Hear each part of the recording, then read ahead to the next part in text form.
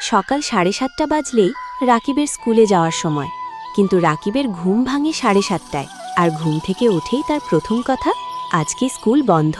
School বন্ধ না বাবা, তাড়াতাড়ি ওঠো, স্কুলের সময় হয়ে গেছে, বই খাতা গুছিয়ে নাও। রাকিব চোখ মেলে বলল, মা আজকে আমার খুব ঘুম পাচ্ছে, কাল রাতে একটু দেরি করে ঘুমিয়েছি। দেরি করে ঘুমিয়েছ কেন? মোবাইলে ভিডিও দেখছিলাম, একটা ভিডিও শেষ করতে গিয়ে আরেকটা শুরু হয়ে গেল, তারপর কখন যে রাত হয়ে গেছে বুঝতেই পারিনি। এই জন্যই তো প্রতিদিন তোমাকে বলি রাতে সময় মতো ঘুমাতে হবে, সকালে উঠে পড়াশোনা করতে হবে, কিন্তু তুমি মোবাইল নিয়েই বসে থাকো। রাকিব তাড়াহুড়ো করে বিছানা ছেড়ে উঠল, দাঁত ব্রাশ করতে করতে বলল, মা আজ স্কুলে গিয়ে পড়া না করলে স্যার বকা দেবেন? অবশ্যই বকা দেবেন, তুমি কয়েকদিন ধরে পড়া ঠিকমতো করছো না, পরীক্ষার খাতায় নম্বরও কমে যাচ্ছে। কিন্তু মা আমি তো পড়তে চাই, শুধু সকালে উঠতে পারি না। সকালে উঠতে হলে রাতে সময় মতো ঘুমাতে হবে, আর স্কুলে যাওয়ার আগে একটু পড়ে নিলে সারাদিনের পড়া অনেক সহজ হয়ে যায়। রাকিব স্কুলের পোশাক পরে ব্যাগ নিতে গেল। ব্যাগ খুলে দেখে গণিতের খাতা নেই। গণিতের খাতা কোথায়? মনে হয় কাল মোবাইল দেখতে দেখতে খাতাটা টেবিলের নিচে রেখেছিলাম। মা খাতা খুঁজতে খুঁজতে বলল, তোমার এই মোবাইলের জন্যই সবকিছু এলোমেলো হয়ে যাচ্ছে। অবশেষে খাতাটা পাওয়া গেল, কিন্তু তখন ঘড়িতে 7:50।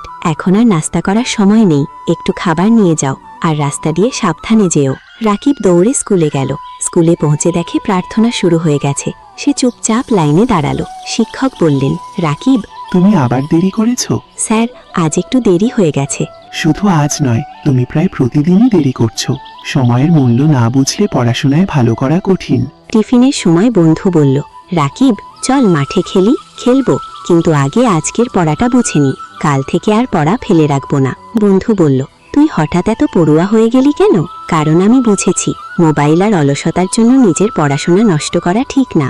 স্কুল ছুটির পর রাকিব বাড়িতে ফিরল। আজ স্কুল কেমন হলো? মা আজ স্যার আমাকে অনেক গুরুত্বপূর্ণ কথা বলেছেন। আমি বুঝেছি সকালে সময় মতো উঠতে না পারা আর রাতে মোবাইল দেখে দেরি করে ঘুমানো আমার পড়াশোনার ক্ষতি করছে। তাহলে আজ থেকে কি করবে?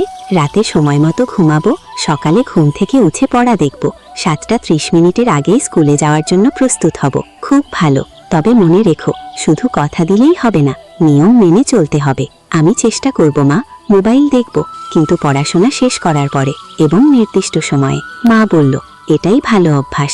পড়াশোনা, খেলাধুলা, বিশ্রাম সবকিছুর জন্য সময় ঠিক করে চললে জীবন সুন্দর হয়। সেদিন রাতে রাকিব নিজের বই খাতা গুছিয়ে রাখল, স্কুলের পোশাকও আগে থেকে প্রস্তুত করল। তারপর মোবাইলটি মায়ের কাছে রেখে বলল, মা এটা তুমি রাখো, আমি এখন পড়ব।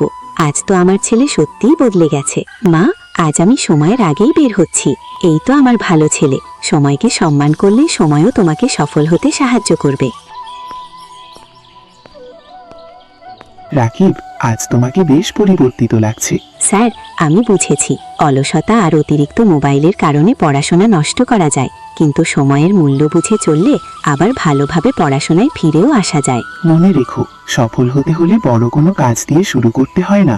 প্রতিদিন সময় মতো ঘুম থেকে ওঠা, স্কুলে যাওয়া, পড়া করা আর নিজের কাজ নিজে করার মতো ছোট ছোট অভ্যাসই একদিন বড় সাফল্য এনে দেয়। সেই দিন থেকে রাকিব আর সকাল 7:30 ঘুম থেকে উঠত না। সে তার আগেই উঠে পড়াশোনা করত এবং সময় মতো স্কুলে যেত। আর তার মা প্রতিদিন হাসি মুখে বলতো, আমার ছেলে বুঝেছে, সময় নষ্ট করলে পড়াশোনা নষ্ট হয়, আর সময়কে কাজে লাগালে ভবিষ্যৎ সুন্দর হয়। রাকিবও মনে মনে বলতো, আজকে সময়কে নষ্ট করব না, কারণ আজকের ছোট্ট ভালো অভ্যাসই আগামী দিনের বড় সাফল্য।